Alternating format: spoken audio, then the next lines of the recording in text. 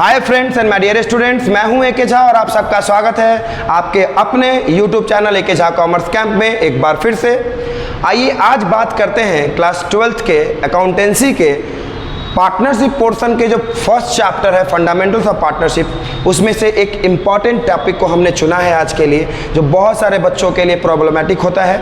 और इस प्रॉब्लम को हम आज मिलकर कोशिश करेंगे इस वीडियो में शॉर्ट आउट करने का, इस प्रॉब्लम को ख़त्म करने का, जड़ से ही इस प्रॉब्लम को समाप्त करने की कोशिश करेंगे। कि पास्ट एडजस्टमेंट्स एक टॉपिक है, आपके सामने लिखा हुआ है पास्ट एडजस्टमेंट्स।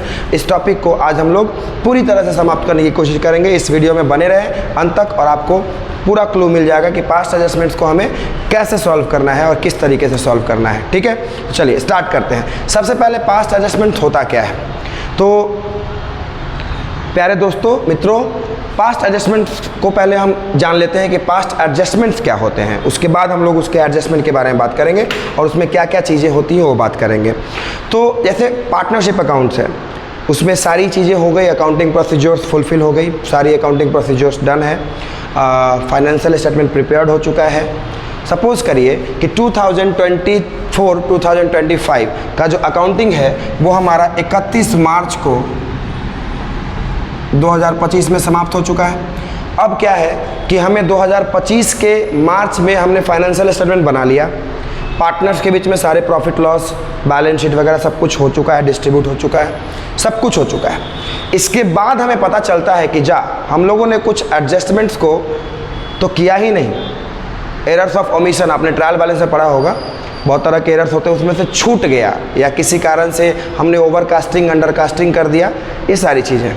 तो आपको फाइनेंशियल स्टेटमेंट बनाने के बाद अब आपके पास में ये ऑप्शन होता है कि या तो आप पूरा बुक ऑफ अकाउंट फिर से बनाएं, जो कि पॉसिबल नहीं है, पूरा अकाउंटिंग प्रोसीजर फिर से करना पॉसिबल नहीं है, एरर्स को ठीक करना पॉसिबल नहीं है।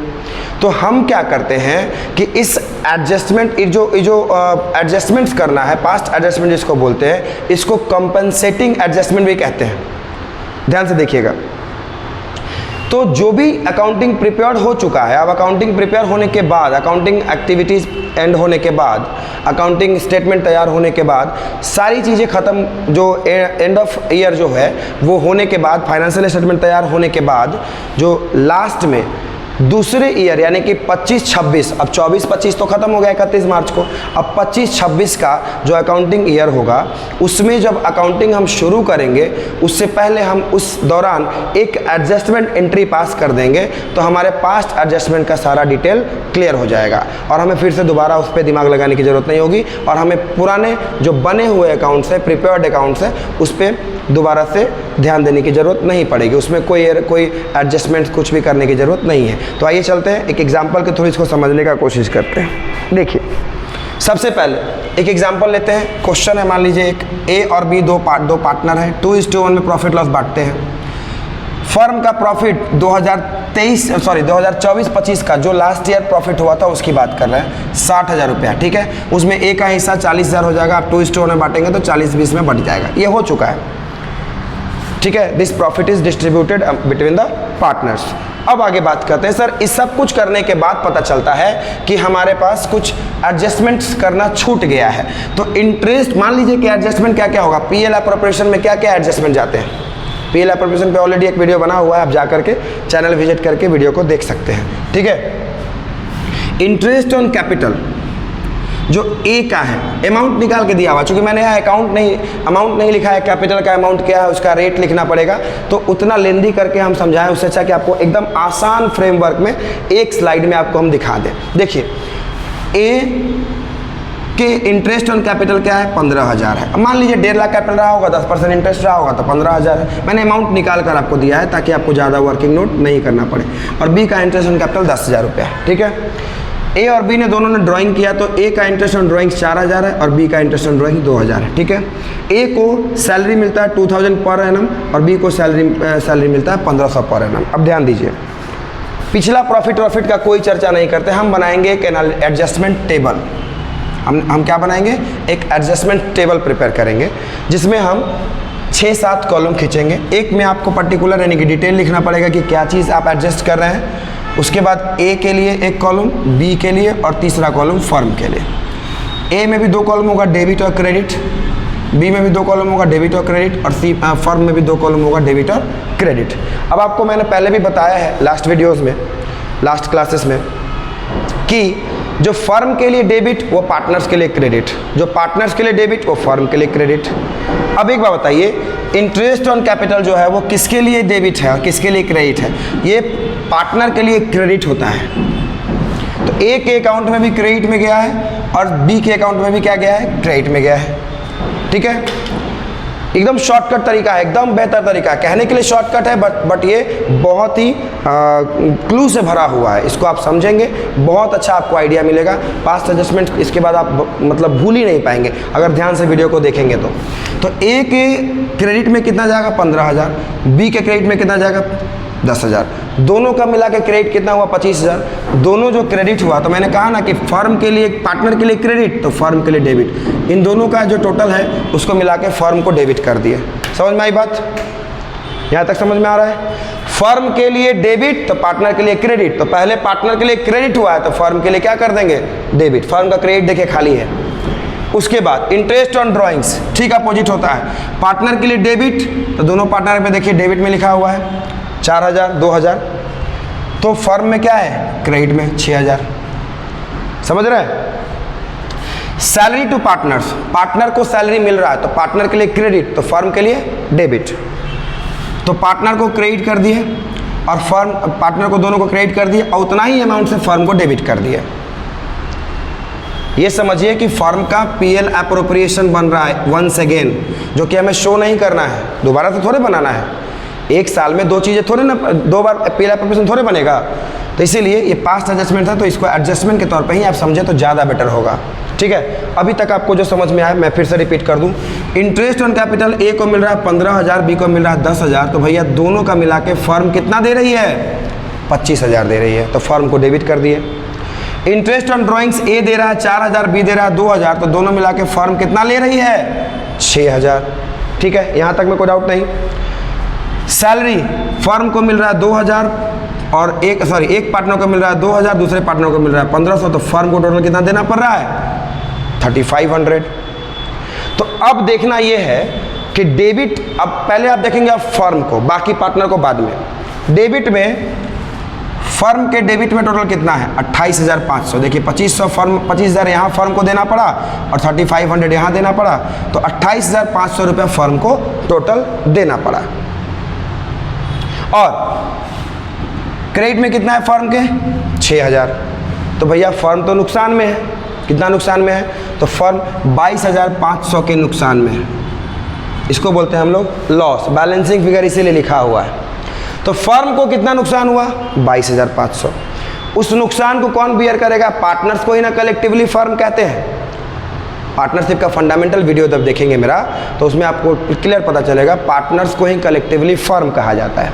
तो 22,500 रुपया जो है वो आपका फर्म का डेफिसिट है, लॉस है, जो कहिए। उस लॉस को कौन बियर करेगा? ए और बी। किस रेशियो में? 2:1 में। किस रेशियो में बियर करेगा भाइयों? 2:1 में। तो 15,000 और 7,500। हम आई क्लियर? यहाँ तक में कोई डाउट है? ठीक है।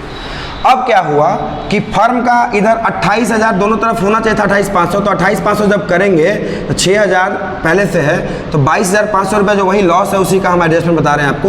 तो 22,500 हमको लॉस पता चला। अब उस लॉस को दोनों पार्टनर ने मिलकर के बियर कर लिया।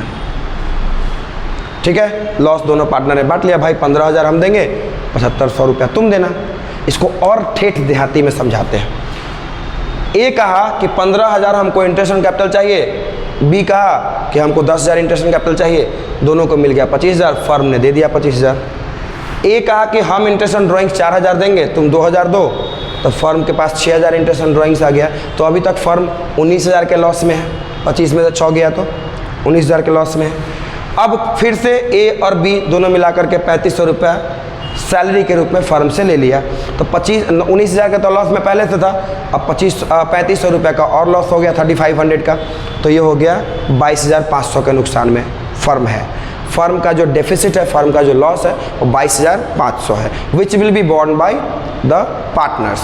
ठीक है, पार्टनर्स के द्वारा उसको बियर किया जाएगा, बॉन्ड किया जाएगा। ठीक है, अब देखिए नेक्स्ट।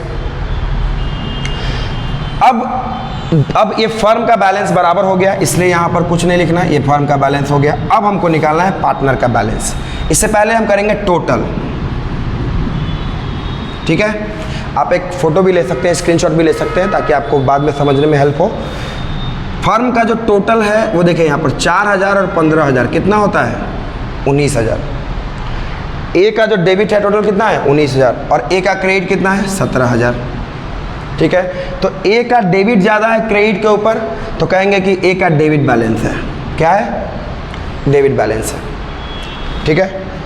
फिर बी का जो है वो क्रेडिट है आपका 11500 और डेबिट है 9500, तो बी का क्रेडिट ज़्यादा है डेबिट कम है, तो कहेंगे कि बी का 2000 रुपया क्रेडिट बैलेंस ज़्यादा है। बस यही हमको समझना है। फिर से समझिए एक बार, ए का टोटल डेबिट कितना है 19000, चूँकि 4000 इसको देना पड़ा और 15000 लॉस देना पड़ा, तो 19000 हो गया। मतलब ए फर्म को 19000 देगा और फर्म से लेगा कितना 17000, तो ओवरऑल ए फर्म को 2000 देगा। बोलेगा 17000 तो हमको लेना ही था। मान लीजिए हमारा किसी के यहाँ 5000 बाकी है और हम उससे 6000 का सामान ले लिए, तो हम उसका 5000 से 5000 मेकअप कर देंगे, 1000 उसको दे के हम चल देंगे। वही चीज़ यहाँ है कि 17000 रुपया फर्म से ए को लेना था और 19000 रुपया फर्म ए से लेगी, तो ए मोटा मोटी 2000 रुपया देगा, बोलेगा कि भाई हमारा पीछा छोड़ो हम निकलते हैं। तो 17000 और 19000 बीच का डिफरेंस 2000, वो 2000 रुपया ए जो है वो देगा और कंपनसेट करके बात को ख़त्म करेगा।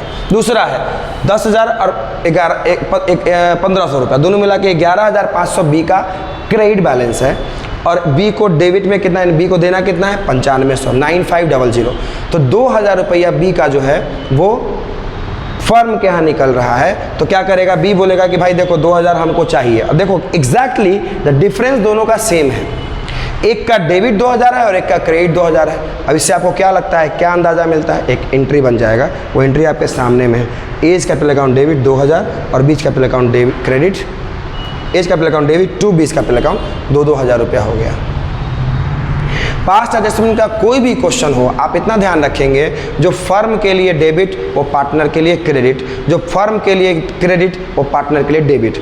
सीधा सीधा भाषा में समझे तो ऐसे समझिए, जो पार्टनर के लिए नुकसान वो फर्म के लिए फ़ायदा, जो फर्म के लिए नुकसान वो पार्टनर के लिए फ़ायदा। इतना समझिएगा। पास्ट एडजस्टमेंट के अलावा भी आपको फंडामेंटल, देखिए पार्टनरशिप में आप फंडामेंटल चैप्टर को अगर सही तरीके से नहीं कर पाते हैं तो आपका आने वाला चैप्टर सब आपको सफ़र करना पड़ेगा। आपको गुडविल में परेशानी होगी, आपको चेंज इन पीएसआर में परेशानी होगी, आपको एडमिशन में परेशानी होगी, आपको रिटायरमेंट डेट रिजोल्यूशन पार्टनरशिप का पूरा पोर्शन में परेशानी होगी। सो मेरे प्यारे भाइयों, दोस्तों, स्टूडेंट्स, जो भी कह लीजिए आप लोगों को एक रिक्वेस्ट है, खास करके पार्टनरशिप का फंडामेंटल का एक एक क्वेश्चन बना जाइए कॉन्सेप्ट के साथ, उसका सारा थ्योरी रट जाइए, समझ जाइए। उसके बाद डीड को अच्छे से पढ़ जाइए, डीड के कंटेंट को याद कर लीजिए। कोई पूछे फटाक से डीड में क्या क्या चीज़ें शामिल होती है, फटाक से उसको जवाब देंगे। इतना कंटेंट होता है डीड के लिए, कम से कम आप 10-15 तो कम से कम याद रखेंगे। पार्टनरशिप डीड एक्चुअली जो आपको एग्जाम में क्वेश्चन पूछा जाता है या क्लास में जो आपको क्वेश्चन आप सॉल्व करते हैं वो कुछ और नहीं होता है, वो डीड ही होता है। वो पार्टनरशिप डीड ही होता है। उसमें लिखा होता है कि ए और, देखो यहाँ ए और बी पार्टनर है, 2:1 में बढ़ते हैं। डीड का ही ना कंटेंट है भाई, नेम ऑफ पार्टनर, पीएसआर, उनका क्या क्या टर्म एंड कंडीशन था, सारी चीज़ें। तो बस एक खास रिक्वेस्ट है, अगर अकाउंटेंसी में आपको विशेष नंबर चाहिए, स्पेशल ज़्यादा नंबर चाहिए और आप चाहते हैं कि ज़्यादा नंबर आप डिज़र्व करें, तो आपको पार्टनरशिप का जो पोर्शन है वो अच्छे तरीके से कमांड तभी हो पाएगा जब आप फंडामेंटल चैप्टर को अच्छे से बनाएंगे। एक एक क्वेश्चन बनाएंगे, एनसीईआरटी से बनाएंगे, आपको जो प्रिस्क्राइब बुक है आप उससे बनाएं। किसी खास बुक का मैं नाम नहीं लूँगा, एनसीईआरटी का नाम मैं खास कर ले रहा हूँ। एनसीईआरटी का एक एक क्वेश्चन बना जाए, उसका पैटर्न देखें, क्वेश्चन कैसे पूछ रहा है, क्वेश्चन का रिपीटेशन क्या है, पिछले साल क्या पूछा था, इस साल क्या है। तो ये सारी चीज़ें आप अच्छे से समझें, तब आपको जो है वो कॉन्सेप्ट क्लियर होगा और तब जाकर के आगे आने वाले जो फर्दर चैप्टर्स होंगे वो आपके आसानी से सॉल्व होते चले जाएंगे और आपका कॉन्फिडेंस भी बूस्टअप होता चला जाएगा। तो आज के लिए, आज के इस वीडियो के लिए इतना ही। आज इस वीडियो में आपको जो मैंने बताया, जो मैंने समझाने की कोशिश की, आई थिंक आपको समझ में आया होगा। समझ में आया होगा तो आप इस वीडियो को अपने फ्रेंड्स जो जिनको इसकी वीडियो की आवश्यकता है, पास्ट एडजस्टमेंट में दिक्कत है या समझना चाहते हैं अच्छे तरीके से, उन तक शेयर करें। वीडियो को ज़रूर लाइक कर दें, बेल आइकन को हिट कर दें ताकि आने वाली नोटिफिकेशन आप तक सबसे पहले पहुँचे, और चैनल को शेयर कर दें ताकि ज़्यादा से ज़्यादा लोगों तक ये पहुँच पाए और मुझे भी थोड़ा मोटिवेशन मिल पाए। Thank you very much, bye.